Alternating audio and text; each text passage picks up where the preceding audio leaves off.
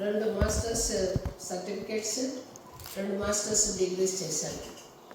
ఎందుకు చేశాను అంటే నాకు ఇష్టమైనది.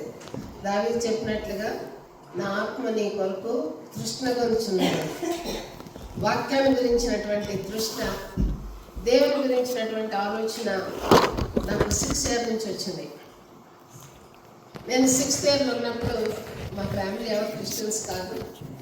మా అమ్మవారి తరఫున మా అమ్మగారి నాన్నగారు ఒక్కళ్ళే బ్రిటిషర్స్ దగ్గర బిజినెస్ మ్యాన్.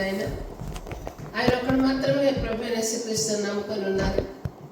మా నాన్నగారు మా నాన్నగారు వాళ్ళు కాదు.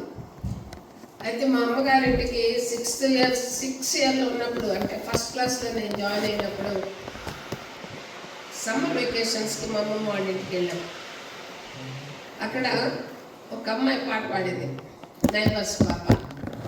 నా ప్రాణ ప్రియుడా యేసురాజా అర్పింతును నా హృదయార్పణ అని పాడింది. ఎవ్రీ ఇయర్ సమ్మర్ వెకేషన్స్కి మా అమ్మమ్మ వాళ్ళ ఇంటికి వెళ్ళేవాళ్ళం మేము అప్పటి నుంచి కూడా. నెక్స్ట్ ఇయర్ నేను వెళ్ళినప్పుడు ఆ పాప కనపడలా. మా అమ్మమ్మని అడిగాను, అమ్మమ్మ ఆ అమ్మాయి ఏది, ఆ నైబర్స్ అమ్మాయి అని అడిగితే అమ్మమ్మ చెప్పింది, ఆ పాప చనిపోయిందమ్మా, దేవుని దగ్గరికి వెళ్ళిపోయింది. దేవుని దగ్గరికి ఎందుకు వెళ్ళిపోయింది, మరలా ఎప్పుడు వస్తుంది, ఆ పాప దేవుని దగ్గర ఏం చేస్తుంది, దేవుడు ఎక్కడ ఉంటాడు, ఎప్పుడు వస్తాడు, ఇలాంటి బోల్డ్ అనే ప్రశ్నలు అమ్మమ్మని అడిగాను. మా అమ్మమ్మ దగ్గర సమాధానం లేదు. చాలా విగ్రహాలను అడిగాను, సమాధానం లేదు. ప్రతి టెంపుల్లోకి వెళ్ళి నిలబడి దేవుని దగ్గర అడిగేదాన్ని. మా ఇంటి ముందు, మా ఇంటి వెనక అన్ని టెంపుల్స్ ఉండేవి. స్కూల్కి వెళ్ళేటప్పుడు వచ్చేటప్పుడు సాయంత్రం సమయం ముందు శివాలయంలో కూర్చొని దేవుడు నువ్వెవరని అడిగారు. మా అమ్మ బాగా కోపం వచ్చేది. ఈవినింగ్ టైంలో శివాలయం ఎందుకు వెళ్తుంది పిల్లని. దేవుడు అంటే అర్థం ఏంటి, గాడ్ ఎవరైనా అసలు ఎక్కడున్నాడు, ఏం చేస్తున్నాడు, ఆ పిల్లతో ఆయనకేం పని, ఆ పాప ఎందుకు చనిపోయింది, చనిపోవడం అంటే అర్థం ఏంటి, ఈ ప్రశ్నలతో నేను 17 ఇయర్స్ ఉన్నాను. చాలా క్వైట్ చిల్డ్రన్, చిన్నపిల్లలుగా ఉండేటటువంటి హ్యాపీనెస్ని నేను అనుభవించలేదు. నాకు దేవుడు అంటే తెలియాలి, ఆ ప్రశ్న నాకు చాలా ఎక్కువ ఉండేది. సో నాకు డిగ్రీ ఫస్ట్ ఇయర్లోనే పెళ్ళైంది. పెళ్ళైనప్పుడు క్రిస్టియన్తో మ్యారేజ్ అయింది. హిస్టరీ బోల్డ్ ఉంటుంది, చాలా పేజీలు ఉన్నాయి. నా వయసు 66 ఇయర్స్లో బోల్డ్ అనే పేజీలు ఉన్నాయి. కనుక ఏ పేజీ నేను ఎక్స్ప్లెయిన్ చేయలేను, చేయడానికి టైం కూడా కాదు, చాలు కూడా. అందుకని దేవుడు అంటే, ఎందుకంటే చాలామందికి ఈ కంట్రీకి 40 ఇయర్స్కి ఎందుకు వచ్చాను అనే డౌట్ ఉంది. ఎందుకు వచ్చాను అని అంటే దేవుడు నన్ను సేవకు పిలిచాడు. నేను బాడీగానే అయినాను 18 ఇయర్స్కి. 23 ఇయర్స్కి నేను దేవుళ్ళు డీప్గా ఎదగడం మొదలేశాను. ఒక పాస్టర్ గారు, ఒక అయ్యగారు వచ్చి నాకు ప్రార్థన చేసి, పాప నీకు సేవ పిలుపుందమ్మా అన్నారు. సేవ అంటేనే నాకు అస్సలు నేను కాలేజీలో ఉన్నంత వరకు ఒక్క క్రిస్టియన్ ఫ్రెండ్ కూడా లేరు. ఎందుకంటే నా పేరు సలోమి. మా తాతగారు దేవుణ్ణి నమ్ముకొని రాజయ్య అనే పేరుని సాల్మన్గా మార్చినందువలన, ఆయన చనిపోయిన తర్వాత నేను పుట్టాను కాబట్టి నా పేరు రాజా సలోమి. రాజా అని పెట్టి సలోమిని పెట్టారు. ఏ స్కూల్లో క్లాస్కి వెళ్ళినా కూడా మై క్రిస్టియన్వా అనేవాళ్ళు. పా క్రిస్టియన్ ఏంటి అసలు, నేను క్రిస్టియన్ కాదనేదాన్ని. ఇలాగ నాకు రోజు ఆర్గ్యూస్ జరుగుతుండే.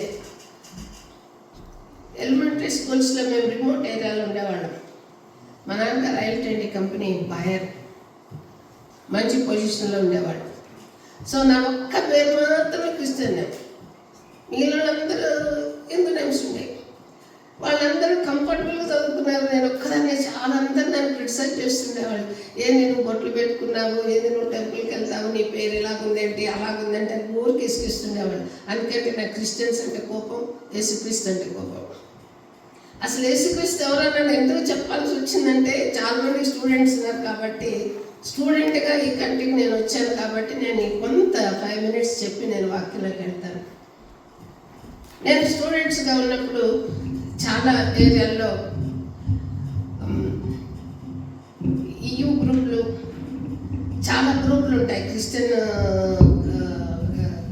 స్టూడెంట్స్ మధ్య వీళ్ళందరూ నన్ను పిలిచేవాళ్ళు, నువ్వు మీటింగ్కి రా, అక్కడ ఒక ఈవినింగ్ గ్రూప్ ఉంటుంది, అది ఇదని పిలుస్తుండేవాళ్ళు. నాకేమో కొంచెం బాగా కోపం వచ్చేది. ఎందుకు కోపం వచ్చేదంటే యేసుక్రీస్తు గాడ్, యేసుక్రీస్తు గ్రేట్ అని చెప్తుంటే మా దేవుడే నిజమైన దేవుడు అని చెప్పేవాడు. నాకు చాలా కోపం వచ్చేది. ఇంతమంది దేవుళ్ళు ఉండగా యేసుక్రీస్తు నిజమైన దేవుడు ఏంటి, వీళ్ళు చాలా పొగరెక్కువ అనుకునేదాన్ని. చిన్నప్పటి నుంచి నాకు అలాంటి థాట్స్ ఉండేవి. ఎందుకంటే నేను క్రిటిసిజం ఎక్కువ ఫేస్ చేశాను కాబట్టి. ఎప్పుడైతే నేను పెళ్లి చేసుకున్నానో మా వారు నా కోసం 6 months ఫాస్టింగ్ ప్రేయర్ చేసి శివాలయానికి ఎక్కువ శివాలయానికి వెళ్ళేదాన్ని నేను. మా అక్క పెళ్ళైతే మా అత్తగారి ఊళ్ళు వచ్చాం. అక్కడ నాగుల చవితి పండుగ వచ్చింది. నాగుల చవితి పండుగ వచ్చినప్పుడు ఆ ఊళ్ళో ఆ పాలెంలో నుండి నేను నాగుల చవితి పుట్టగా పాల్గొనడానికి పోతున్నాను. మా వారి ఇల్లు మా అక్క వాళ్ళ ఇంటికి దగ్గర. మా పిన్నిని క్రిస్టియన్స్కి ఇచ్చినందువలన మా ఫ్యామిలీస్ అందరం కూడా క్రిస్టియన్ మ్యారేజెస్ అయినాయి. సో మా అక్క చూడటానికి వచ్చిన నేను ఒక్కదాన్ని నాగుల చవితికి వెళ్తున్నా, శివాలయానికి వెళ్తుంటే మా వారు నన్ను పిలిచి తిట్టాడు.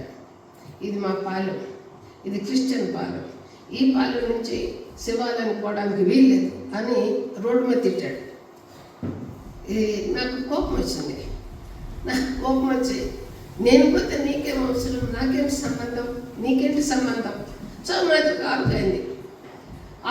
నా పడికి నేను శివాలయానికి వెళ్ళాను, నా పని నేను ముగించుకున్నాను. మా నాన్నగారు ఏం చేశారంటే నన్ను అక్కడ డిగ్రీ MBBS చదివిస్తానని చెప్పి తీసుకొచ్చి అక్కడ కోఎడ్యుకేషన్లో ఆడపిల్లలు చదివించడం నాకు ఇష్టం లేదని తీసుకుపోయి తమ్ముడు పాస్ అయితే తమ్ముడు నిన్ను కలిపి ఆ యొక్క కాంపిటేటివ్ ఎగ్జామ్స్కి ప్రిపేర్ చేస్తా, లేకపోతే నేను తీసుకెళ్ళమన్నాడు మా నాన్న. సో మా తమ్ముడు జూనియర్ ఇంటర్, నేను సీనియర్ ఇంటర్. వాని కోసం 1 year డిగ్రీలో చేరాల్సి వచ్చింది. ఈ డిగ్రీలో చేరినప్పుడు నేను కాలేజీకి వెళ్ళేటప్పుడు వచ్చేటప్పుడు మా వారు ఇంటి మీద వెళ్ళాల్సి వచ్చేది. నాకు చాలా ఫాలోయింగ్ ఉండేది. ఎందుకంటే నేను గుంటూరులో చదివచ్చాను. అంటే అక్కడ కొంచెం ఈ పల్లెటూరు అనే మా ఊరు ఒంగోలు అనేది ఒక పల్లెటూరులాగా ఉండేది ఆ రోజుల్లో. సో వీళ్ళందరూ రాను ఎలాంటి అయిపోయిందంటే ఆ పాలెంలో కొంతమంది రౌడీలు నన్ను ప్రొటెక్షన్ చేస్తూ వచ్చేవాళ్ళు. వాళ్ళు ఎందుకు వస్తున్నారో తెలియదు, వాళ్ళని చూస్తే భయం వేసేది. ఆ కొన్ని రోజుల తర్వాత వాళ్ళు వచ్చి కాలేజీలో క్లాసులో కూర్చునేవాళ్ళు. తర్వాత డివిజన్ చేసేసి సెక్షన్స్ డివైడ్ అయిపోయింది. నేను కెమిస్ట్రీ పోయాను, నేను డిగ్రీ ఫస్ట్ ఇయర్. నేను కెమిస్ట్రీ పోయినప్పుడు ఆ రౌడీలు ఏ క్లాస్కి చెందిన వాళ్ళు కాదు, ఏ యొక్క డివిజన్ చెందిన వాళ్ళు కాదు. కానీ నేను కాలేజీకి వచ్చేటప్పుడు నాతో వచ్చేవాడు, కాలేజీ నుంచి వెళ్ళేటప్పుడు ఇంటికి వచ్చేవాడు, ఇంటి దాకా మా ఇంటి దాకా వచ్చేవాడు. ఎందుకు వస్తున్నారో తెలియదు. మా వారు రౌడీలు పెట్టి నేను వెళ్ళేటప్పుడు నేను వచ్చేటప్పుడు వాళ్ళకి నాకు ప్రొటెక్టర్ పెట్టి నాకు ఎవరు ఫాలోయింగ్ రాకుండా చేసేవాడు. చాలామంది ఉండేవాళ్ళు అప్పట్లో. సో ఈ కొన్ని రోజులు అయిన తర్వాత మా కాలేజీలో పుకారు ఏంటంటే సలోమిని ఆ పాలెంపై పెళ్లి చేసుకుంటున్నాడు. ఆడెవడో నాకు తెలీదు, నన్ను ఎవడో పెళ్లి చేసుకుంటున్నాను. ఫ్రెండ్స్ అందరూ వచ్చి నువ్వు క్రిస్టియన్ అబ్బాయిని పెళ్లి చేసుకున్నావు, అందరూ చూసిన ఫ్రెండ్స్, నువ్వు క్రిస్టియన్ అబ్బాయిని పెళ్లి చేసుకుంటావంట. ఎవడాడు నాకు తెలియదు, అసలు నేను ఊరిని చూడలేదు. నన్ను ఎవరు పెళ్లి చేసుకుంటున్నాడు. ఓ పెద్ద గొడవ అయిపోయింది కాలేజీలో. ఆ తర్వాత 6 నెలలు నేను కనపడలే. ఒకరోజు నన్ను పిలిచి 1 నెల తర్వాత నన్ను పిలిచి నీతో మాట్లాడాలి అట్లా అన్నాడు. నువ్వు నా సంగతి తెలియదు నీ, కానీ దానికి మాకు బాగైంది. అప్పుడు సరే వెళ్ళిపోయాడు. 6 నెలల తర్వాత మళ్ళీ వచ్చి రోడ్డు మీద పట్టుకొని నీతో నేను మాట్లాడాలన్నాడు. ఆయన అప్పటికే BL అయిపోయి డిగ్రీ అయిపోయి BL అయిపోయి LTD కంపెనీకి లేబర్ వెల్ఫేర్ ఆఫీసర్ ట్రైనింగ్లో ఉన్నారు.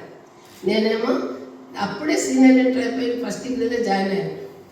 నువ్వు వస్తావా రాదని బెదిరిస్తే నేను తిరగబడి తిట్టాను. అందరి నుంచి పెద్ద ఆపేది. ఆ తర్వాత ఇదిగో చూడు నిన్నే నేను పెళ్లి చేసుకుంటాను. అరే నువ్వెవడా నన్ను చేసుకోవడానికి, అస్సలు నీకెంత ధైర్యం. ఈ లాంగ్వేజ్ నేను ఉపయోగించాను. మా నాన్నగారు నువ్వు నిజంగా నన్ను పెళ్లి చేసుకోవాలంటే పోయి మా నాన్న దగ్గర పో, నీ అంతా చూస్తాను. ఆయన నిజంగానే మా నాన్న దగ్గరికి వచ్చి సార్ నేను మీ అమ్మాయిని పెళ్లి చేసుకోవాలని అడిగాడు. మా నాన్న కోపం వచ్చింది. ఫస్ట్ నన్ను పిలిచి అసలు ఈ అబ్బాయికి నీకేం సంబంధం అన్నాడు. అస్సలు సంబంధం లేదు నాన్న, నా అమ్మ పడుతున్నాడు అని చెప్పాను. మా నాన్న బాబు నువ్వు అమ్మాయిని పెళ్లి చేసుకోవాలంటే పోయి మీ వాళ్ళందరినీ తీసుకురాను. మా అక్కకి 13 years పెళ్ళయిందండి. మా అక్క నాకన్నా 1.5 years చిన్న. సో మా నాన్న నాకు చెప్పాడు, అమ్మాయి నీకు కూడా పెళ్లి చేయాలనుకుంటున్నాను అన్నాడు. అప్పుడు నేను చెప్పాను, నాకు 4 conditions ఉన్నాయి నాన్న. ఈ 4 conditions నువ్వు కనుక తీసుకొస్తే నేను వాడిని పెళ్లి చేసుకుంటానని చెప్పాను. అంటే నాకు 14 years నుంచి 17 years వరకు మ్యాచెస్ చూస్తున్నాడు మా నాన్న.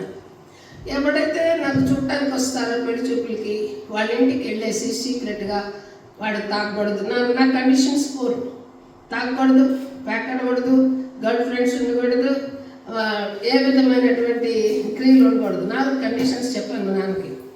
నీవన్నీ ఇలాంటివి తీసుకుని వస్తే వాడు ఎవడైనా సరే నేను కొడతాను నాన్న, నేను మళ్ళీ ఇంటికి వస్తాను నాన్న, కనుక నాకు ఇలాంటి వాడిని ఎవ్వరే తీసుకురావద్దు. సో మా నాన్నగారు అడిగాడు, ఈ మా హస్బెండ్ నాన్న తెత్తే ఉంటాడు, సన్నగా ఉంటాడు. సో అప్పుడు కూడా అంతే, మా వారిని తెత్తుని హీల్స్ వేసుకున్నాడు. తర్వాత బోర్లా పడే మానేసి చిన్న వేసుకుంటున్నాడు. మా నాన్నగారిని వచ్చి అడిగినప్పుడు మా నాన్నగారు కొంచెం కోపం వచ్చి పోయి మీ వాళ్ళని తీసుకురన్నాడు. ఈ లోపల మా నాన్నగారు ఇంటర్వ్యూ చేశాడు. బాబు నువ్వు సిగరెట్ తాగుతావా? లేదండి, నేను సండే స్కూల్ స్టూడెంట్ని. బాబు నీకు గర్ల్ ఫ్రెండ్స్ ఉన్నారా? నాకు ఎవరు లేరండి, మీ అమ్మాయిని చేసుకోవాలనుకుంటున్నాను. సరే నువ్వు తాగుతావా? అస్సలు అలవాటు లేదండి, నేను అసలు వాసన కూడా పడదండి. నువ్వు సిగరెట్ తాగుతావా? నేనేం తాగు. అట్టయితే మీ వాళ్ళని తీసుకురా అన్నాడు.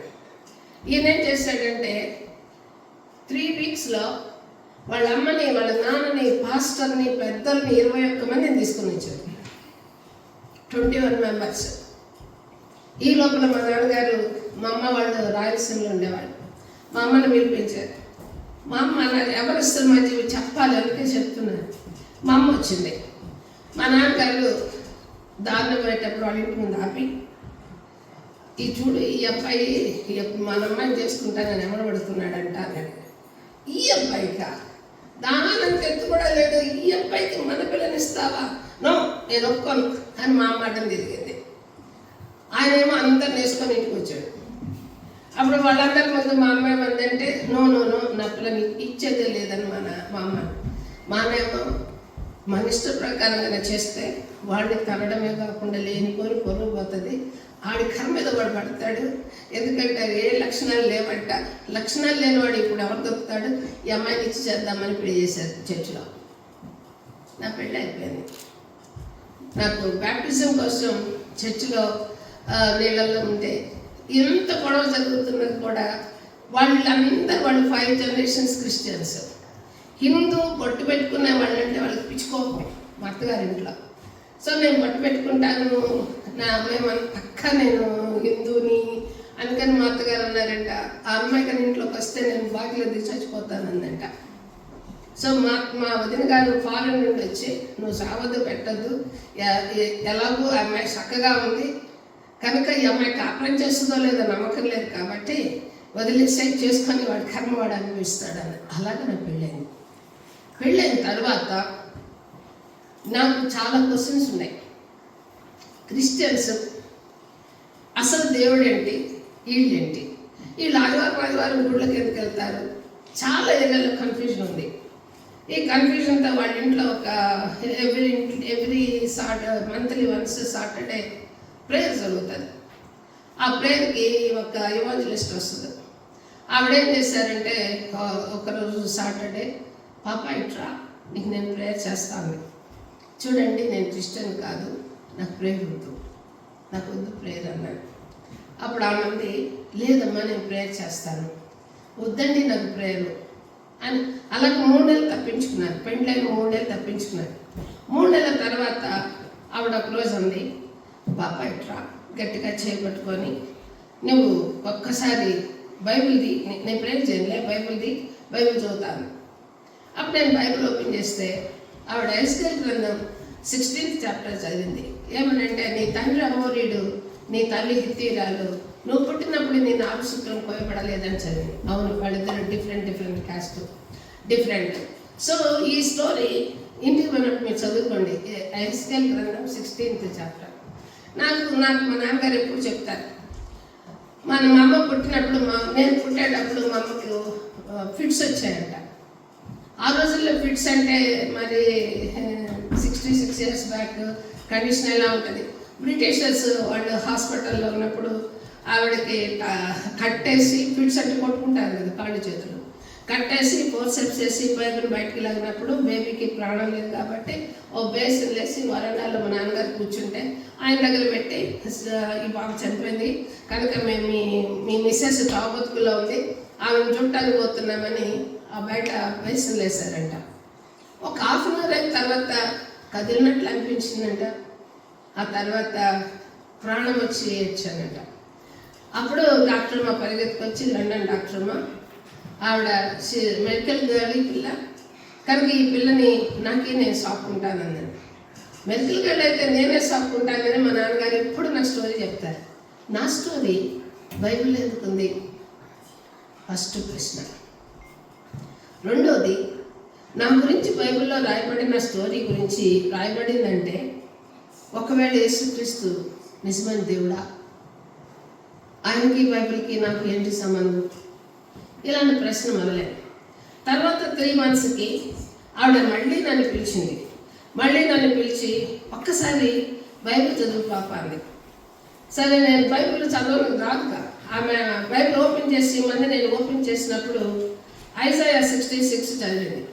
అందులో ఏమని ఉంటుందంటే, నేను వారి ఎదుట ఒక సూచక్రియ జరిగించదను, వాళ్ళు తప్పించుకున్న వారిని విలుకాండైన తర్షీషు, పూలు, లూదను జనుల ఎద్దకును, తూబాలు, యావాలు నివాసుల ఎద్దకు నేను పంపెదను. 29వ వచనంలో, సర్వ జనములలో నుండి నాకు ప్రతిష్ఠిత పర్వతమగు యెరూషలేమునకు మీ స్వదేశీయులను యెహోవాకు నైవేద్యముగా వారు తీసుకుని వచ్చిందని యెహోవా సెలవిచ్చున్నాడు. ఈ మాటలు ఆమె చదివి నన్ను యథార్థిగా చూసి, ఈమె దేవుడే తెలియదంటుంది, ఈమె ఫారిన్ పోయి సేవకులకి మనుషులని సేవకులుగా మారుస్తుందంట అని ఒకలాగా చూసి గమ్మైపోయింది. అర్థం నాకు తెలియదు. నేను లండన్కి వచ్చినప్పుడు ఒక పాస్టర్ గారు, ఎందుకు వచ్చారు మా మీరు అంటే, నాకేం తెలియదు గారు, నాకు 4 దర్శనాలు వచ్చినాయి. ఇదేమో నేను బాండింగ్గా 1980లో ఒక ఆవిడ ఇలా చెప్పారు, ఇది పరిస్థితి అంతేనంటే, తూబాలు యావాలంటే ఏంటో తెలుసమ్మా అని అడిగారు. తెలియదండి, ఒకటి లిబియా, ఇంకోటి లండన్. ఆల్రెడీ నువ్వు లిబియా పోయిచ్చావు, నువ్వు లండన్లో ఉన్నావు ఇప్పుడు అన్నాడు. అయితే దేనికి వచ్చావు అన్నాడు. నేను థియాలజీ స్టూడెంట్గా వచ్చాను అన్నాడు. అప్పుడు ఆయన అన్నారు, మోస్ట్లీ మీకు తెలుసు అనుకుంటా, రూపస్ గారు ఇక్కడికి వచ్చారు. 2004లో లండన్ వచ్చారు ఆయన. నేను 2004లో వచ్చాను ఈ కంట్రీ. నువ్వు ఈ కంట్రీలో దేవుని సేవ చేస్తావు అనుకుంటామా అన్నాడు. దేవుని చిత్తాన్ని వదిలేశాడు. సో ఈ ఏరియాలో మూడోసారి ఎవ్రీ 3 months అంతా నాతో ఒక చేంజ్ నాతో జరుగుతూ వచ్చింది. ఆ తర్వాత 3 monthsకి ఒకసారి ఆవిడ నన్ను కూర్చోబెట్టి, పాప ఈరోజు నువ్వు ఖచ్చితంగా ప్రేయర్లో కూర్చోవాలండి. ఈ నాకు లోపల సో మచ్ కాన్ఫ్లిక్ట్ అనమాట. అసలు దేవుడు ఎవరో క్వశ్చన్ నాకుంటే, ఈ గొడవ ఏంటి, ఈ ఆదివారాల గుడులు ఏంటి, ఈ భజనలు ఏంటి, ఈ పాటలు ఏంటి, ఇదంతా బోల్డ్ అంత డౌట్. ఎనివే పెద్దవాడు అడుగుతున్నారని ఆమెతో పాటు మా తోడుకోడలు, మా అత్తగారు, నేను ఆవిడ ప్రేయర్లో కూర్చున్నాం. మా అత్తగారు అన్నారు, నా పాపాలు నాకు చూపించి ప్రభు అన్నాడు. నేను నా పాపాలు నాకు చూపించి ప్రభు నేను ప్రార్థించుకున్నప్పుడు 6 years ఉన్నప్పుడు ఒక ఇన్సిడెంట్ నేను చూశాను. ఆ డే నుంచి నేను దేవునికి సన్నిధిలో కూర్చున్న వరకు అనేక విషయాలు, ఆజ్ఞ అతిక్రమ పాపం వల్ల వచ్చే జీవితము మరణం, తల్లిదండ్రుల ఆజ్ఞ మేరడం, టీచర్ల ఆజ్ఞ మేరడం, ఎన్నో ఏరియాలు మనం ఎన్నో చేస్తూ ఉంటాం, మనకు తెలియదు, కొన్ని మర్చిపోతూ ఉంటాం. వాటన్నిటినీ 6 years నుంచి ప్రభు నాకు చూపించినప్పుడు పాపిని అనే గ్రహింపు నాకు వచ్చింది. మనం ఎన్నోసార్లు క్రిస్టియన్ ఫ్యామిలీలో పుట్టినప్పటికీ అదొక గ్రాంటెడ్ బ్లెస్సింగ్గానో తీసుకుంటాం, కానీ రియల్గా అస్సలు పాపి అనే గ్రహింపు అనేది ఉంటేనే ఇప్పుడు మనం పాడిన పాటలన్నిటికీ కూడా అర్థం ఉంది, మన హృదయానికి ఒక స్పందన ఉంది. అలాంటిది నేను ఎప్పుడైతే అవన్నీ చూశానో నేను భయపడిపోయాను. నేను పాపలని గ్రహింపు ఎప్పుడైతే నాకు వచ్చిందో భయంతో ఇది పాపమా అని అన్ని కౌంట్ చేసుకుంటున్నాను నేను కళ్ళు మూసుకొని. జీసస్ని క్రాస్ మీద నేను చూశాను. ఆయన ప్రతి ఒక్క అవయవం నుంచి కూడా రక్తం కారడం నేను చూశాను. చూసినప్పుడు నాకు భయంతో, కన్నీటితో, వేదనతో, ఒక పగిలిన మనసుతోటి నువ్వెందుకయ్యా ఇంత శ్రమపడ్డావు అని అడిగాను. నీకోసమే, నీ పాపాలు క్షమించడానికి కోసమే, నిత్య రాజ్యంలోనికి నేను చేర్చడానికి కోసమే, నీకున్న అన్ని సమస్యలు, అన్ని ప్రశ్నలకి నేను జవాబు చెప్తానన్నాడు. మొట్టమొదటి ప్రశ్న, చావంటే మన్నైపోతుంది, ఆత్మ దేవుని ఎత్తుకు పోతుంది. నువ్వు ఈ నిమిషం నన్ను రక్షకుడిగా అంగీకరించిన ఎడల నీ ప్రతి పాపము క్షమింపబడుతుంది. నిత్యరాజ్యంలో దేవుని యొక్క అనేక నివాసాలు కలవు. తిరిగి నువ్వు దేవునితో ఎప్పటికీ నివాసం ఉంటావు. నీ ఆత్మకి చావు లేదని చెప్పారు. దాన్ని బట్టి నేను ఇన్ని సంవత్సరాలు కూడా నేను దేనికి వెనక్కి తిరగలేదు, ఏ టెంపుల్ దగ్గర నుంచోలేదు, ఏ విగ్రహానికి ప్రార్థన చేయలేదు. యేసుక్రీస్తుని ఆ రోజే నా రక్షకుడిగా నేను స్వీకరించినాను. అప్పుడు నేను చెప్పాను, నాకు చాలా భయం వేస్తుంది ప్రభు అని అడిగాను. పెద్ద తెల్లన వైట్ తేజోమానమైనటువంటి వైట్ డ్రెస్ వేసుకున్న ఆయన పైన అలా దిగి నా తెర మీద చేయబెట్టి ప్రార్థించారు. ఆ రోజు నేను పరిశుద్ధాత్మ పొందుకున్నాను. నా 18 years నుంచి ఈ రోజు వరకు కూడా పరిశుద్ధాత్మ దేవుడు అనేక విషయాల్లో నన్ను నడిపిస్తూ వచ్చారు. అయితే నా ప్రశ్నలు ఇంకా బోల్డన్ ఉన్నాయి. దేవుని గురించి తెలుసుకోవాలనే తపన, ఆరాటం. పరిశుద్ధాత్మ నేను పొందుకున్నాను, కానీ బైబిల్ నాకు అసలు ఏం తెలియదు. నేను ఎప్పుడు చదవలేదు. బైబిల్లో ఒక్క సెంటెన్స్ కూడా నాకు అర్థమయ్యేది కాదు. అప్పుడు నేను దేవుని మా వారు చెప్పే స్టోరీలు చెప్పేవాళ్ళు, అవి చదివేదాన్నే, కానీ నాకేం అర్థమయ్యేది కాదు. తర్వాత నేను దేవుని దగ్గర చాలా ప్రార్థన చేశాను, ప్రభు నాకు బైబిల్ అర్థం కావట్లేదని. ప్రభు నాకు 7 days ఫాస్టింగ్ ఉండమన్నారు. 7 days ఫాస్టింగ్ అంటే ఒక స్మాల్ కప్ ఆఫ్ వాటర్ అంతే. ఈ 7 days నేను ఫాస్టింగ్ ఉన్న తర్వాత నేను 7 gifts పొందుకున్నాను. అందులో ఒక గిఫ్ట్ బైబిల్ చదవడము, అండర్స్టాండ్ చేసుకోవడము.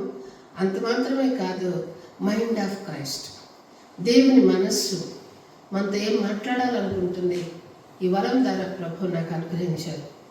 అయితే నేను ఎప్పుడైనా మా ఇంట్లో ఏదైనా వాక్యం చెప్తే మా వారు అనేవాళ్ళు, అమ్మాయి మేము 5 generations క్రిస్టియన్స్ని, ఇప్పుడేదో ప్రభు నువ్వు ఒక యేసుక్రీస్తున్నాము, కానీ మాకేదో చెప్పడానికి వస్తున్నావేమో, నువ్వు జాగ్రత్త, మాకేం చెప్పక్కర్లేదు అనేవాడు. కావాలంటే నువ్వు పిల్లలకు చెప్పనేవాడు. సో నేను సండే స్కూల్లో 20 years చేశాను. నా పిల్లల్ని నేను టీచ్ చేసేదాన్ని. బట్ స్టిల్ ప్రభు నన్ను 4 times సేవకు రమ్మని పిలిచారు. 23 years నుంచి 40 ఏళ్ల దాకా నేను ఈ ఏరియాలన్నింటిలో కూడా దేవుని దగ్గర ఎప్పుడు నేను సేవకు ఒప్పుకోలేదు. నేను చేయను అనేదాన్ని. ఎందుకంటే మా పేరెంట్స్ క్రిస్టియన్స్ కాదు, మా అత్తమామలకు పాస్టర్స్ కాదు. నేనేం పోయి వాక్యం చెప్తాను ప్రభా, మా ఇంట్లో వాళ్ళే వినరు, బయట పోయారు చెప్తాను నేను వాక్యం అని ఎప్పుడు చెప్తూ ఉండేదాన్ని. 2003లో ప్రభు నాకు దర్శనాలు ఇచ్చి నేను లండన్ వెళ్ళాలని, నేను థియాలజీ చదవాలని, నేను సేవ చేయాలని 4 నాకు దర్శనాలు ఇచ్చారు. ఆ దర్శనం ప్రకారము మా పెద్ద పాప ఎంబీబీఎస్ అయిపోయి ఇక్కడ ఎగ్జామ్ రాయడానికి వస్తుంటే, ఆ టైంకి మా చిన్న పాప బీటెక్ అయిపోయింది, మా 3వ కొడుకు బీటెక్లో జాయిన్ అవుతున్నాడు. మా ముగ్గురు పిల్లలు ఏం చేశారంటే, డాడీ నువ్వు కన్నా, మా వారు సౌదీలో ఉండేవాడు, నువ్వు కన్నా మమ్మీని వదిలేసిపోతే మమ్మీ సంచేసుకుంటుంది అన్నారు. సంచేసుకుంటాం అంటే అర్థం తెలుసా మీకు? తెలీదా? అబ్బా మీరేం క్రిస్టియన్స్ బాబు, సంచేసుకోవడం తెలియకపోవడం ఏంటి? ఇండియాలో పుట్టి ఒక్కరోజు చర్చికి వెళ్తారు, 2వ రోజు పాస్టర్తో మాట్లాడతారు, 3వ రోజు పాస్టర్ గారు బ్యాప్టిజం నన్ను అడుగుతారు, 3వ వారానికి బ్యాప్టిజం తీసుకుంటారు, 4వ వారం సంచేస్తారు, బైబిల్ వేస్తారు, వాళ్ళ మీద పడిగెత్తుతారు. వాళ్ళు ఏం నేర్చుకున్నారో, దేవుడు ఏం నేర్పిస్తున్నాడో ఏమీ తెలియదు. ప్రజల మనసులు చెడగొడుతున్నారు. అది సంచేయడం అంటే. ప్రాక్టీస్ లేకుండా, దేవునితో సంబంధం లేకుండా, వాక్యం యొక్క విలువ తెలియకుండా, వాక్యం అనేది సజీవమైన 2 అంచులు కలిగిన ఖడ్గము, మొదట నా హృదయం నేను కోసుకోవాలనేటటువంటి మార్గము తెలియకుండా సంచయనాన్ని బయలుదేరే వాళ్ళని చూసి, నేను సంచయన ప్రభు అన్నాను. నేను సంచయితే తెలుసుకోను, నేను సేవకు రానని చెప్పాను. కానీ ప్రభు యొక్క ఆజ్ఞకి లోబడి నేను 2004లో థియాలజీకి వచ్చాను. థియాలజీ ఒక సంవత్సరం నేను చదవలేదు. అప్పుడప్పుడు అడుగుతా ఉంటాను, ఏమి ఆశించి ప్రేయర్ చేస్తామని అడుగుతాను. ఒకరోజు ఒక పాస్టర్ గారు నన్ను అడిగారు. ఏమని అడిగారంటే, సిస్టర్ సలోమి 24 గంటలు చర్చి చుట్టూ తిరుగుతావు, ఎవరి ఫేవర్ కోసం అని అడిగాడు. నేను గుడ్లు తెచ్చుకొని, నేను ఎవ్వరి ఫేవర్ నాకు అవసరం లేదు, నాకు క్రీస్తు ఉంటే చాలు, నాకు క్రీస్తు ఫేవర్ కోసమే నేను వస్తాను, కానీ నన్ను ఎవరో చూడాలి, ఎవరో ఫేవర్ నాకేం చేస్తారు, కలతం పూటగా అన్నం పెడతారు, రేపటికి అది మట్టిలోకి వెళ్ళిపోద్ది. కానీ నా దేవునితో నేనుంటే శాశ్వతమైన ఒక ప్లేస్ నాకు ఉంటుంది. కనుక దేనికోసం దేవుని ఇంటికి వస్తాం? దేనికోసం మనం క్రీస్తుని ధరించాం? దేనికోసం చర్చకు వస్తున్నాం? దేనికోసము మన జీవితాలని క్రైస్తవ జీవితం అంటే పత్యం జీవితం అంటారు. అంటే ఏంటి? జాండీస్ వచ్చిన వాళ్ళకి మంచి కోడి రసం ఇస్తారా? ఎవరు? ఎందుకని? చచ్చూరుకుంటారు కదా. అలాగనే క్రైస్తవ జీవితం కూడా పత్యం జీవితం. పాపం అనేది శరీరాన్ని కుళ్ళిపోచేస్తుంది, పరిశుద్ధత అనేది నిత్యరాజ్యానికి తీసుకుపోతుంది. కనుక పాపంలో ఉన్నటువంటి జీవితాన్ని విడిచిపెట్టాలి ఖచ్చితంగా. అందుకనే మనం క్రైస్తవులుగా నిత్యరాజ్యం కోసం క్రైస్తవులం అయ్యాం, కానీ లోక సంబంధమైన కార్ల కోసమో బంగ్లాల కోసమో మనం క్రైస్తవం అవ్వం. మన గమ్యం ఒకటే. ఆత్మ గమ్యం వేరు, శరీరం యొక్క గమ్యం వేరు. ప్రస్తుతం మీ గమ్యం, మీ యొక్క కోర్సులు మీరు పాస్ అవ్వాలా, మీరు ఉద్యోగాలు తెచ్చుకోవాలా, మీ లైఫ్లో సెటిల్ అవ్వాలా, మీ ఫ్రెండ్లో గర్ల్ ఫ్రెండ్లో బాయ్ ఫ్రెండ్లో లైఫ్లో సెటిల్ అవ్వాలా, ఇవన్నీ మీ గోల్స్ ఉంటాయి. కానీ మీ ఆత్మకు దేవుని పట్ల ప్రభు యేసుక్రీస్తు మీరు మరణించిన దానికి ఆయనకు ఒక గోల్ ఉంది మీ పట్ల. ఆయన ఒక ఉద్దేశాలు ఎప్పుడు కూడా మన నిమిత్తం మేలైనవే, ఇర్మియా గ్రంథంలో రాయబడినట్లుగా. కనుక ఈరోజు ప్రభు యేసుక్రీస్తు ఎందుకు చనిపోయినాడు? Jesus came to change our wretchedness into fruitfulness. మన యొక్క దౌర్భాగ్య స్థితి నుంచి మనల్ని ఫలభరితమైన స్థితిగా మనల్ని మార్చడానికి ప్రభు యేసుక్రీస్తు వారి లోకానికి వచ్చారు, శ్రమ పడ్డారు, మరణించారు, తిరిగి లేచారు, పునరుద్ధానుడయ్యారు, పరలోకానికి ఆరోహణమయ్యారు.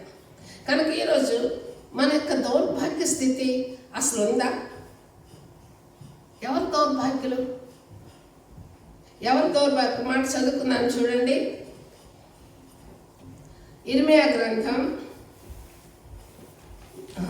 కీర్తనలు 10వ అధ్యాయం 10వ వచనం.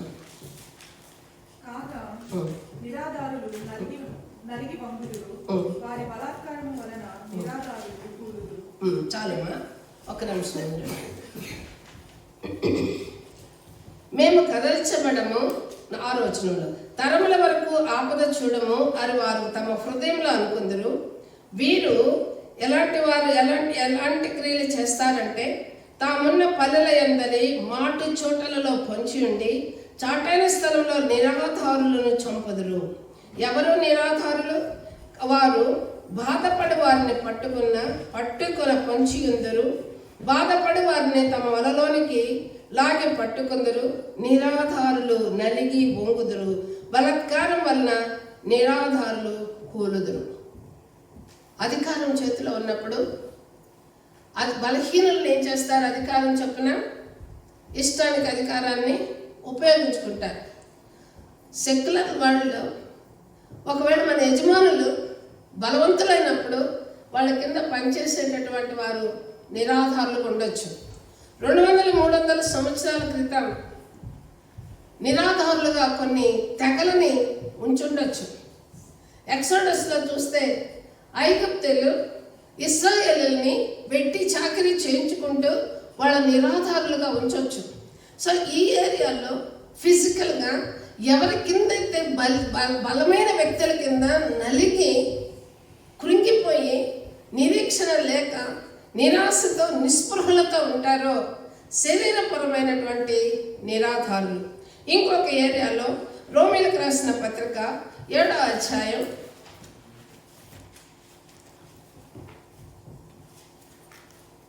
18వ వచనం.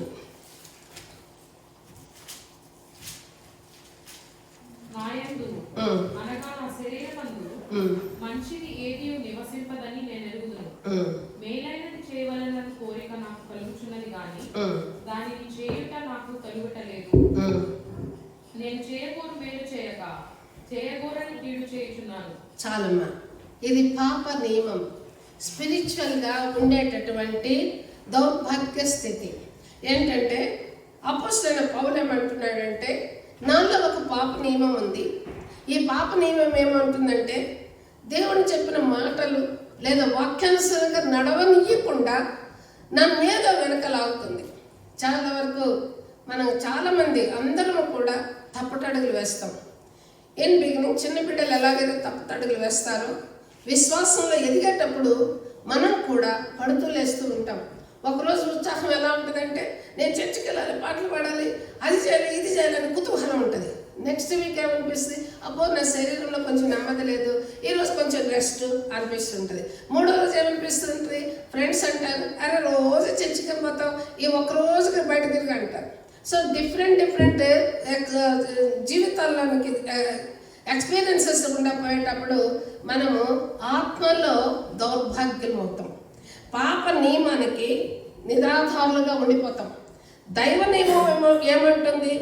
25వ వచనంలో, మన ప్రభువైన యేసుక్రీస్తు ద్వారా దేవునికి కృతజ్ఞతాస్తుతులు చెల్లించున్నాను కాగా మనస్సు విషయంలో నేను దైవ నియమమును, శరీర విషయంలో పాప నియమమునకు దాసుడినై ఉంటేనే.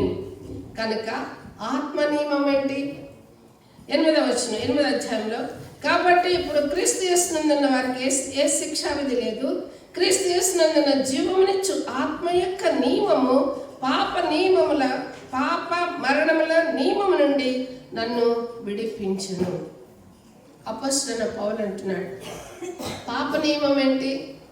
ఏది చెయ్యాలో చేయకూడదో తెలుసు, ఏది చెయ్యాలో తెలుసు. ఆ దేవుడిచ్చిన నియమం. ఆజ్ఞ అతిక్రమించొద్దు అనేటటువంటిది దైవ నియమం. పాప నియమం ఏంటి? పర్వాలేదు, అది కంటికి రమ్యంగా ఉంది, నువ్వు తినమని నువ్వు దేవతలాగా మారిపోతావు. ఈ ఏరియాలో బలహీనులం మనం.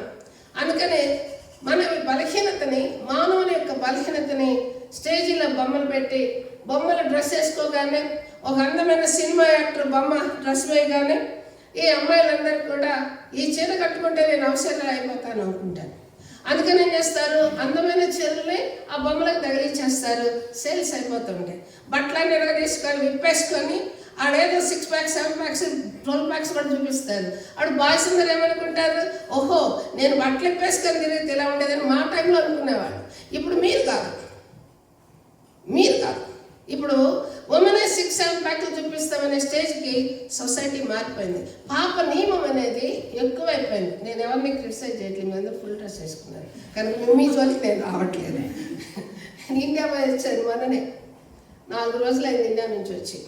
అక్కడ ఏ నియమంలో ఉన్నారో గర్ల్స్ బాయ్స్ అని అర్థం చేసుకున్నారు.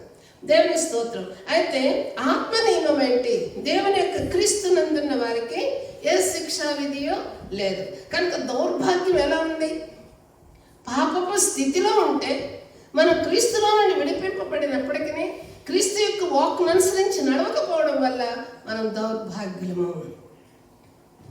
బలహీనమైన స్థితిలోను, అధికారము కింద నలిగిపోతున్నటువంటి దౌర్భాగ్య స్థితి నుండి, లేదా మానసికంగా చేయాల్సింది కూడా చేయలేని స్థితిలో నుండి ఉన్నటువంటి దౌర్భాగ్య స్థితి. ఒక మాట చదువుతున్నాను చూడండి. లూకా సువార్త 11వ అధ్యాయం 14వ వచనం. లూకా సువార్త. మూగ దయ్యమును వెళ్ళగొట్టుచుండెను. ఆ దయ్యము వదిలిపోయిన తర్వాత మూగవాడు మాట్లాడేను గనుక జనసమూహములు ఆశ్చర్యపడెను. ఆమేన్. ఇప్పుడు మనము మన యొక్క స్థితిగతులను బట్టి మనం మాట్లాడలేని పరిస్థితులు ఉంటాయి. ఎప్పుడైతే ప్రభు మన స్థితిని మార్చేశాడో మనం మాట్లాడగలిగిన పరిస్థితి. మూగవాడిని ఏం చేశాడు దేవుడు? సంధించినప్పుడు వాడు మాట్లాడటం మొదలేశాడు. మనము పాప నియమం ఏదో తెలుసు, దేవుని నియమం ఏదో తెలుసు, ఆత్మ నియమం ఏదో తెలుసు. 3 తెలిసి కూడా నోరు మాట్లాడ మాట్లాడలేక, దేవుని ఇంటికి రావడానికి ఇష్టపడక, దేవుని ఇంట్లో ప్రార్థన చేయడానికి ఇష్టపడక, అందరూ పాటలు పాడుతుంటే నోరు మూసుకొని కూర్చుంటే అది ఏదేం పెట్టినట్టు? అందరు పాటలు పాడుతుంటారు, అందరు చేతులెత్తి కనపరిచి బ్రదర్ చెప్తా ఉన్నాడు, మనం చేతులెత్తి హల్లెలూయా చెప్దామని అనుకున్నాం అనుకోండి. నేను చర్చిలోకి వచ్చి నేను హల్లెలూయా చెప్పను, నేను పాటలు పాడి నేను నోరు మూసుకొని కూర్చుంటానంటే అది ఏదేం పెట్టినట్టు? చేయగలిగినటువంటిది కూడా చెయ్యలేనటువంటి ఇన్ఎఫెక్టివ్ స్పిరిట్. సో పాప నియమం ఏంటో తెలుసు, దేవుని నియమం ఏంటో తెలుసు కనుక ఆత్మ నియమము, దేవుణ్ణి ఆరాధించలేని, నోరు తెరవలేనటువంటి ఆ యొక్క స్పిరిట్ మనలో ఉంటే ఏ స్థితిలో ఉన్నట్టు మనం? దౌర్భాగ్య స్థితి. ఇంకొక మాట చదువుకున్నాను చూడండి, హెబ్రీయులకు రాసిన పత్రిక 2వ అధ్యాయం 15వ వచనం. కాబట్టి ఆ పిల్లల రక్త మాంసములు గలవారైనందున ఆ ప్రకారమే మరణం యొక్క బలము గలవానిని, అనగా అపవాదిని మరణము ద్వారా నశింపజేయుటకు జీవితకాలమంతయో మరణ భయం చేత దాస్యత్వం లోబడిన వారిని విడిపించుటకు ఆయన కూడా రక్త మాంసములలో పాలువాడాను. కనుక చాలామందికి దౌర్భాగ్య స్థితి, రేపేమవుతాం, ఒకళ్ళని చచ్చిపోతానేమో, నాకు ఈ అనారోగ్యం ఏమైంది, ప్రభు గుర్తురాడు. మనకు అనారోగ్యం ఇచ్చినప్పుడు ప్రభు గుర్తురాడు. నీవు పొందిన గాయముల చేత స్వస్థత, ప్రభు పొందిన గాయముల చేత స్వస్థత. మనకి భయానికి దుష్టుడు ఏం చేస్తాడు? భయాన్ని రేపెడతా ఉంటాడు. ఇదిగో నీకు ఈ పరిస్థితి ఉంది, ఇందులో నుంచి బయటికి రాలేవు, నువ్వు ప్రార్థన చేసినందువల్ల ప్రయోజనం ఏముంది, నువ్వు గుడికి పోయినందువల్ల ప్రయోజనం ఏముంది అని మనలో ఉన్నటువంటి 3 స్పిరిట్స్, దేవుని ఆత్మ, మనుష్యాత్మ, దురాత్మ. మనిషిని దేవుడు క్రియేట్ చేసినప్పుడు స్వచ్ఛంగా, నిర్మలంగా, పరిశుద్ధంగానే ఉన్నాడు. ఎప్పుడైతే పండు తిన్నాడో ఒక అమ్మాయి ఒక క్వశ్చన్ వేసింది, దేవుడు మనుషుల్ని యథార్థంగా సృష్టించాడు కదా, కయ్యూను ఎందుకు హేబెల్ని చంపాడని. కయ్యూన్ని హేబెల్ని ఎందుకు చంపాడు అని అంటే, ఏ పండు తిన్నాడు? ఆదామవ్వలు ఏం పండు తిన్నారు? గుడ్ పండు తిన్నాడు. జీవవృక్ష ఫలం తిన్నారా? మంచి చెడులు తెలిసిన పండు తిన్నారు. కనుక మనిషిలో ఎప్పుడు కూడా చచ్చేంత వరకు మంచి స్వభావం ఉంటుంది, చెడు స్వభావం ఉంటుంది. పరిశుద్ధాత్మను ప్రభు దేనికి ఇచ్చారు? హెల్పర్గా దేనికి ఇచ్చారు? చెడు స్వభావాన్ని జయించి సత్య స్వమార్గంలో నడిచి ఆ యొక్క సత్యంలోనికి, సర్వసత్యంలోనికి వెళ్ళడానికి పరిశుద్ధాత్మ దేవుడు మనకి సహాయంగా ప్రభు మనకి అనుగ్రహించారు. మరి అలాంటప్పుడు మరణ భయం చేత, మరణం అనే దాసత్వం, చాలామంది యవనస్తులు కొన్ని ఏరియాల్లో అడిక్షన్, అలవాట్లకి బానిసలయ్యి అందులో నుంచి బయటికి రాలేక వారి మూలన కుటుంబ సభ్యులు అందరినీ కూడా భయపడుతూ ఉన్నారు ఈ పరిస్థితి. కనుక యవనస్తులుగా ఉన్న మీరు మిమ్మల్ని మీద క్రీస్తులో ధైర్యపరచుకొని, మిమ్మల్ని మీరు సైనికులుగా మార్చుకొని, మనం యుద్ధోపకరణాలు ధరించాలని అపోస్తలుడైన పౌలు మాట్లాడుతూ ఉన్నాడు.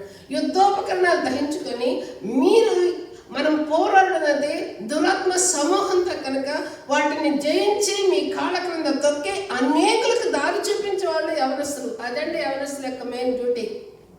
భూమిని తల క్రిందలు చేయవాలి. ఎందుకు స్టెఫెన్ లాంటి యవనస్తుల్ని దేవుడు ఎన్నుకోమన్నాడు? ముసలాళ్ళు పళ్ళుడిపోయిన వాళ్ళు, ఇంక 4 ఏళ్ళు పోతే నాయ కూడా పళ్ళు పడతాయేమో. సో మేమందరం ఊగులాడుకుంటే ఏం చేస్తాం?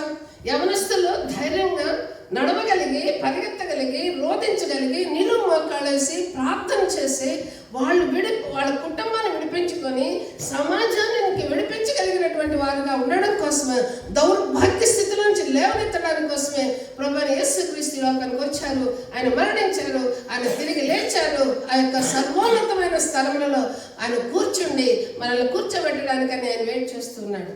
అందుకు ప్రభువైన యేసుక్రీస్తు వచ్చారు మన దౌర్భాగ్య స్థితిని మార్చడానికి వచ్చారు. అది శరీర సంబంధమైనది, అది ఆత్మ సంబంధమైనది, అది భయంతో కూడినది, అది ఫైనాన్స్ సంబంధమైనది, అది బలవంతుల చేతి కింద అడగదొక్కేది అయినప్పటికీ కూడా వాటన్నిటి నుంచి విడిపించినట్లుగా స్పష్టంగా బైబిల్ వాక్యాలు దేవుడు మాట్లాడుతున్నాడు. కనుక ప్రియమైన వాళ్ళారా, ఫ్రూట్ఫుల్నెస్, మనం ఈ స్థితిలో నుంచి బయటకు వచ్చాం. Spiritual growth or fruitfulness. యోహాను సువార్తలో మీరు చదివినట్లుగా, మీరు నా యందును నా మాటలు నీ యందును నిలిచి ఉన్న ఎడల మీకేది ఇష్టమో అది నన్ను అడగండి అంటాడు. కానీ యోహాను సువార్త 15వ అధ్యాయంలో మనం ఏం చదువుకున్నామంటే, నా యందు మీరును మీ యందు నా మాటలు నిలిచి ఉండని ఎడల మీకేది ఇష్టమో అడుగుడి, అది మీకు అనుగ్రహింపబడను. మీరు బహుగా ఫలించుట నా తండ్రి మహిమపరచబడను, ఇందువలన మీరు నా శిష్యులు. చిన్నప్పుడు నేను బాడీగానే అయినప్పుడు నాతో ఒకళ్ళు అన్నారు, అయ్యో యేసుక్రీస్తు నమ్ముకున్నావా? అయితే ఆయన దరిద్రుడు, ఆ పశువుల తొట్లో పుట్టాడంట, ఆయన నమ్ముకున్న వాళ్ళందరూ దరిద్రులు, కనుక యేసుక్రీస్తుని ఎందుకు నమ్ముకున్నావమ్మా అన్నారు. నేను చెప్పాను, సృష్టి యావత్తు మొత్తము దేవునిదైతే ఆకాశం సింహాసనము, భూమి అయిన పాదపీఠమైనప్పుడు భూమిలో ఉన్న బంగారు గనులు కాదు, యురేనియం గనులు కాదు, ఏ గనులైనా క్రియేట్ చేసిన దేవుడు కదా. ఆమె దేవుడే దరిద్రుడు ఎలా అవుతాడు? అడగడం చేతగాని వారు దరిద్రులు, ప్రార్థించడం చేతగాని వారు దరిద్రులు, దేవుని దగ్గర మోకాళ్ళేసి ఒళ్ళు వంచి శరీరాన్ని నలగొట్టలేని వాళ్ళు దరిద్రులు. యేసుక్రీస్తు కాదు దరిద్రుడు, మన నిమిత్తము ఆయన దరిద్రతను అందడానికి ఈ లోకానికి వచ్చాడు. కనుక ప్రియమైన వాళ్ళారా, మనం బహుగా ఫలించుట దేవునికి ఇష్టం. మేము చిన్నప్పుడు చర్చి, మా ఇంటి ముందు చర్చి ఉంది, చర్చి నుంచి అందరు లేడీస్ బయటకు వచ్చారు. మాకంతా మార్చుకొని గుడ్డలు ఇలా వేసుకొని ఇలా వంగి ఇలా నడుచుకొని పోయాము. నాకు అనిపించేది, ఏందో మా క్రిస్టియన్స్ అందరూ ముఖాలు ఎందుకు మార్చుకుంటారని. ప్రాబ్లం ఏంటి? ఎందుకు ముఖాలు మార్చుకుంటారు? మనం బహుగా ఫలించడం దేవునికి ఇష్టం, సంతోషం ఉండడం దేవునికి ఇష్టం. ముఖం మార్చుకోవాల్సిన అవసరం ఏంటి ప్రాబ్లం వెళ్ళది? ఎందుకు ప్రాబ్లం వస్తుంది? ఎందుకు ముఖాలు మార్చుకుంటారని అంటే, ఆ రోజుల్లో లేడీస్ తల మీద కొట్టేసుకోవాలి. నాకు కూడా చాలామంది ఇండియాలో డౌట్ వచ్చింది. నా ఆనర్ ఓన్లీ కాలర్, నేను ordained by the British government. అంతే నేను టీచ్ చేసేటప్పుడు ఫుల్ ఫిట్లో నేను కాలర్ వేస్తే తల మీద కవర్ చేయను. నేను కవర్ వేయకపోయినటువంటి సిచ్యువేషన్స్ ఉంటే ఖచ్చితంగా నేను కవర్ వేసుకుంటాను తల మీద. ప్రియమైన వాళ్ళారా, దేవుని దగ్గరకు వచ్చేటప్పుడు, దేవుని సన్నిధికి వచ్చేటప్పుడు మనం బహుగా ఫలించాలనే దేవుని ఉద్దేశం అయితే, మనం ఫలించడం చేత కాకుండా మనం ఉంటే అది ఎవరు తప్పు? ఒకసారి ఆలోచించండి. దౌర్భాగ్య స్థితిలో నుంచి బయటికి తీసుకొచ్చిన దేవుడు మనం బహుగా ఫలించాలని కోరుకుంటున్నాడు. 2 Corinthians 9th chapter 10వ వచనం. విత్తువానికి విత్తనము చెప్పుకు ఆహారము దయచేసి దేవుడు మీకు విత్తనము దయచేసి విస్తరింపజేసి మీరు ప్రతి విషయంలో పూర్ణాధార భాగ్యము గలవారగినట్లు మీ నీతి ఫలములు వృద్ధి పొందించును. మీ నీతి ఫలములు వృద్ధి ఎలాగా? ప్రతి విషయంలో పూర్ణ ఔదార్యము భాగ్యము కలవారగినట్లు. దేవునికి మీరు సామెతల గ్రంథంలో మనం చదివితే, ఆయన కుడి చేతిలో ధనఘనతలను, ఎడమ చేతిలో దీర్ఘాసులు ఉన్నాయి. దేవుని యొక్క కౌలులోకి మనం వచ్చినప్పుడు నీకు కావలసినటువంటి ధనఘనతలు నీ దేవుల్లో ఉన్నాయి, నీకు కావలసిన దీర్ఘాసు, ఆరోగ్య బలములు నీ చేతుల్లోనే ఉన్నాయి. పూర్ణౌదార్యము భాగ్యము, ఈ అన్ని ప్రభు మనకి ఇస్తూ ఉన్నప్పుడు ఇంకా దౌర్భాగ్య స్థితి ఏంటి? ఎలా అడగాలి? దేవుడు విత్తువానికి విత్తనమును, తినుటకు ఆహారమును దయచే దేవుడు. కడుపులో ఆకలేస్తుంటే విత్తనాలు విత్తి పంట పండిన తర్వాత హార్వెస్ట్ అయిన తర్వాత నువ్వు వండుకొని తినమంటాడా దేవుడు? అలా అంటాడు ఎవరినన్నా?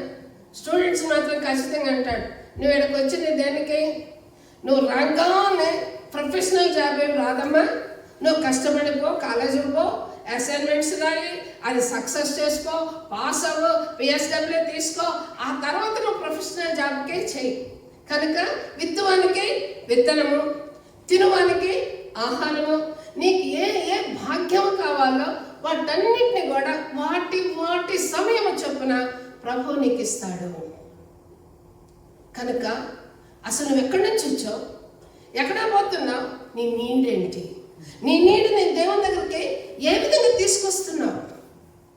ఖచ్చితంగా నీ స్వరాన్ని దేవుడు వింటున్నాడా? మొదటి వచనం, మొదటిది.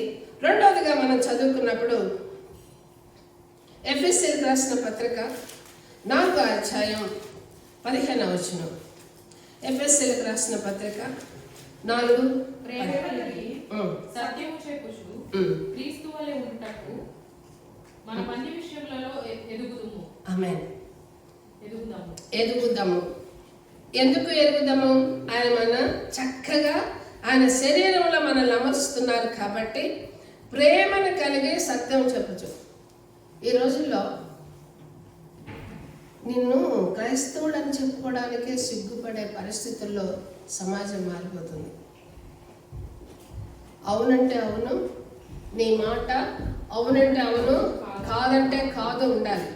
కానీ మన నోటి గుండా వచ్చే మాట ఏమో అవును, మనం చేసే క్రియమో కాదు. ఈ రెండు యాక్సెప్టబుల్ ఆ దేవుని దృష్టిలో. మీరు నా ఎందునో, నా మాటలు నీ ఎందునో నీకు ఉన్నాయి కదా, నీకు ఏది ఇష్టమో అది అడుగు. దేవుని మాటలు నాలో ఉంటే, నువ్వు సత్యం చెప్పనే మాట నాలో ఉంటే, నేను చేసే పనికి సఫలం ఉంటుందా? నా ప్రయత్నం అనేది ఫెయిల్యూర్ అవుతుందా? నా ప్రయత్నం ఫెయిల్యూర్ అవుతుందా? చెప్పండి.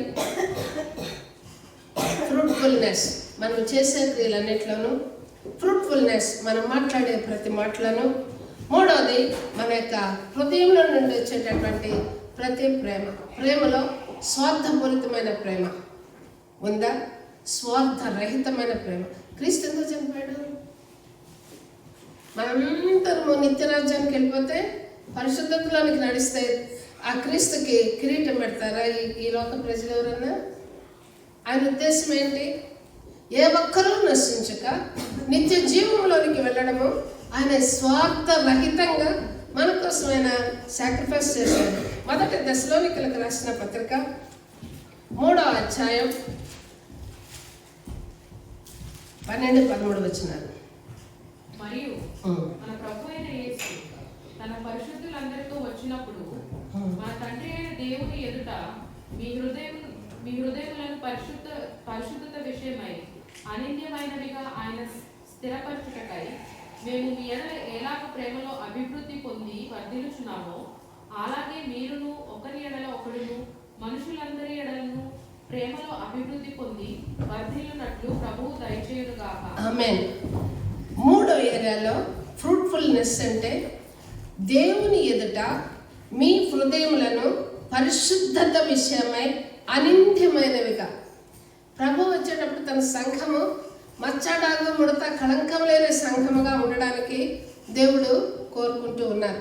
సో అలాంటప్పుడు సంఘంలో మనందరము క్రీస్తు యొక్క శరీర అవయవములు, ఆయన మన యొక్క శిరస్సు.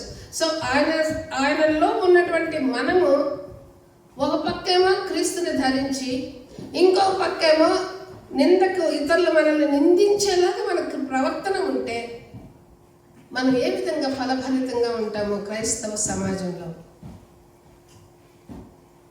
మనం ఫ్రూట్ఫుల్నెస్ అంటే మన దౌర్భాగ్య స్థితి నుంచి తీసుకొచ్చి మనల్ని మన మాటలోను, మన క్రియలోను, మన పరిశుద్ధతలోను, మన జీవితము దేవుడు పరిశుద్ధుడు కనుక మనం పరిశుద్ధులుగా ఉండాలి.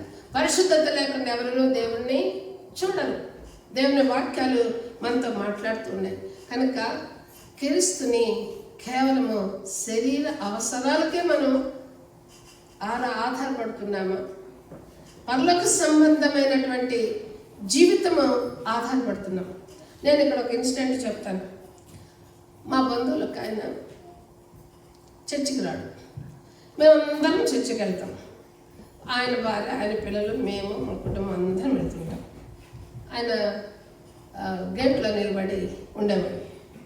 నేను ఉండేసి బావగారి చర్చికి వెళ్ళిపోదాం అనేదాన్ని. ఫైన్, నీ పాటికి నువ్వు చర్చికి వెళ్ళు. మీ మేరకు అంతలో నువ్వు ప్రార్థన చేస్తూ ఉంటే నేను ఎందుకు మా చర్చికి వచ్చేది అని.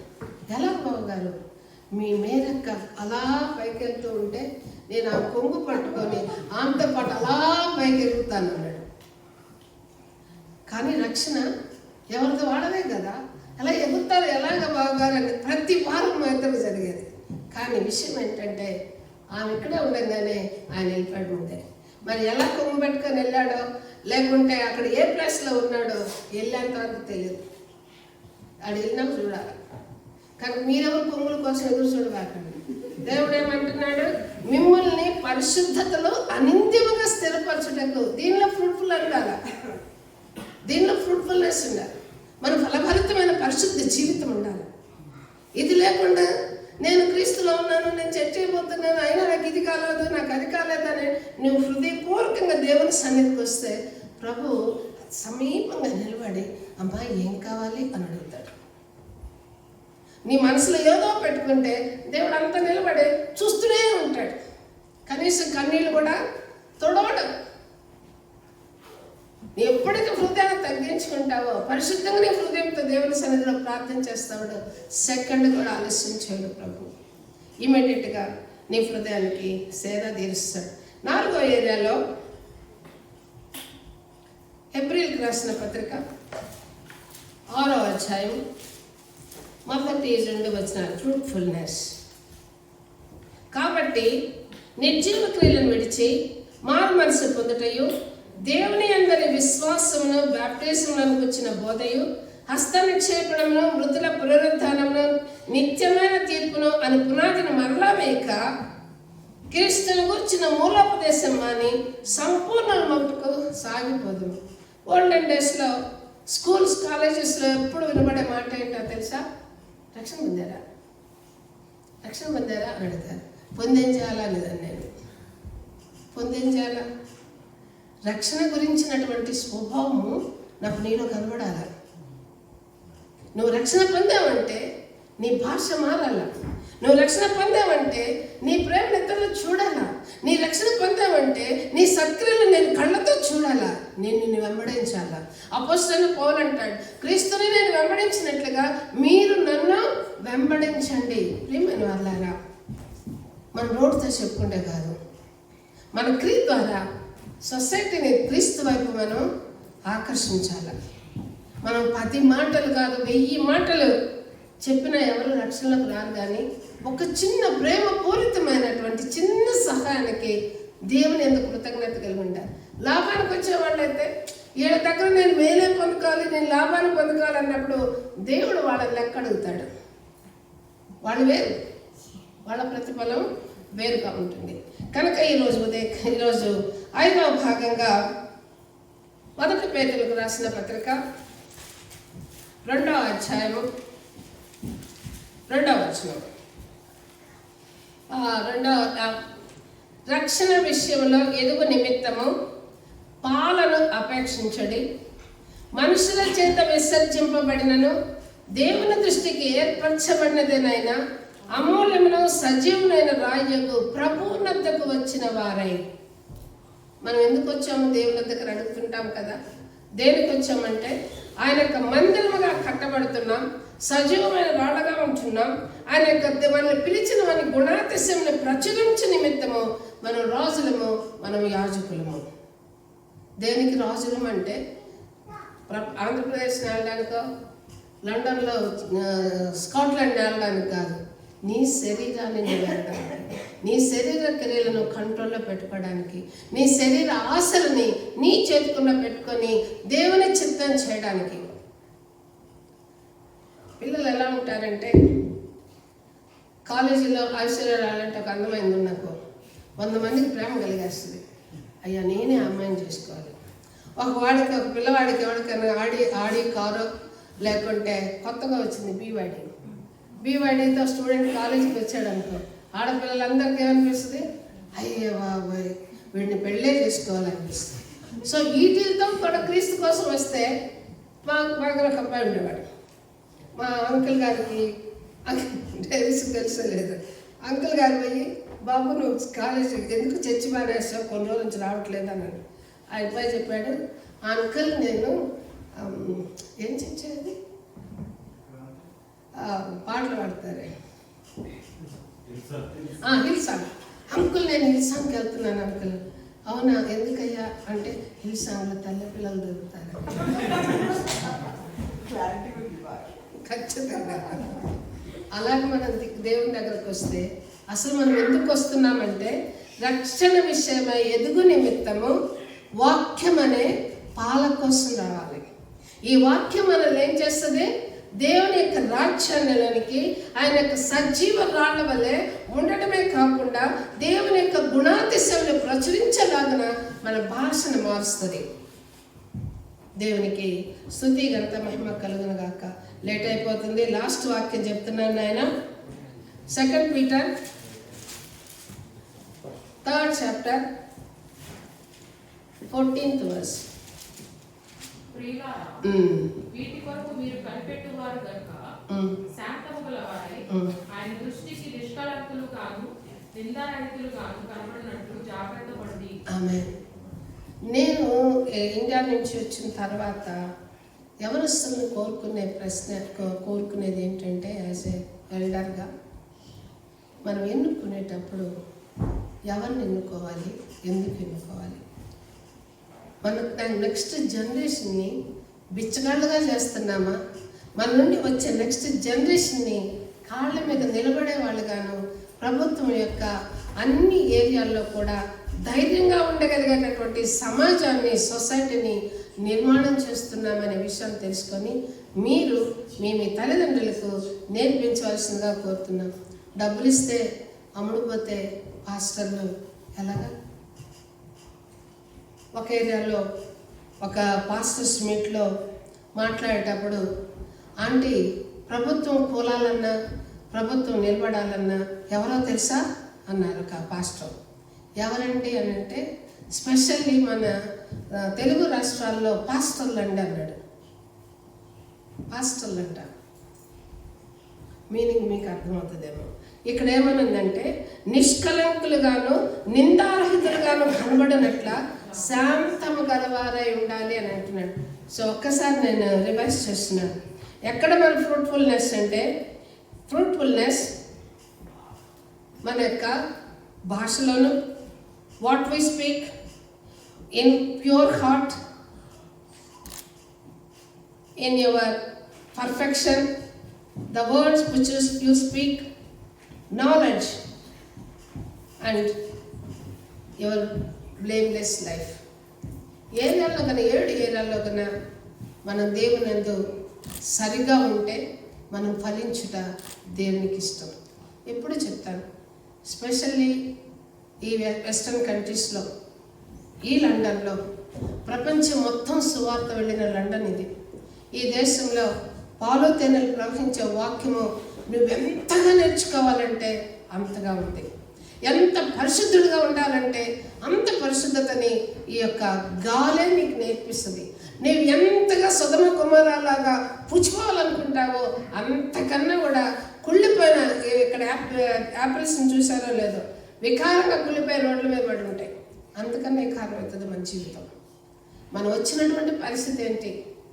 మనం ఉన్నటువంటి దాని క్రీస్తు ఎందుకు వచ్చాడు? మనందరినీ ఫలఫలితమైనటువంటి నిత్య రాజ్యానికి తీసుకెళ్ళడానికి వచ్చాడు. మీరెందుకు వచ్చారు? మీకున్నటువంటి మీ కెరియర్ని మీరు క్రీస్తు ద్వారా స్థిరపరచుకోవడానికి మీరు ఈ దేశానికి వచ్చారు. కనుక అటువంటి మన జీవితాలని ఫలభరితంగా మార్చేటటువంటి క్రీస్తుని మీరు ధరించితే నిశ్చయముగా ప్రభు యొక్క వాగ్దానం ఏమనుందంటే, ప్రకటన గ్రంథం 3వ అధ్యాయంలో 19వ వచనంలో, నేను ప్రేమించి వారిని అందరినీ గద్దించి శిక్షించున్నాను కనుక నీవు ఆసక్తి కలిగి మారు మనసు పొందము. ఇదిగో నేను తలుపు వద్ద నిల్చుండి తట్టుచున్నాను.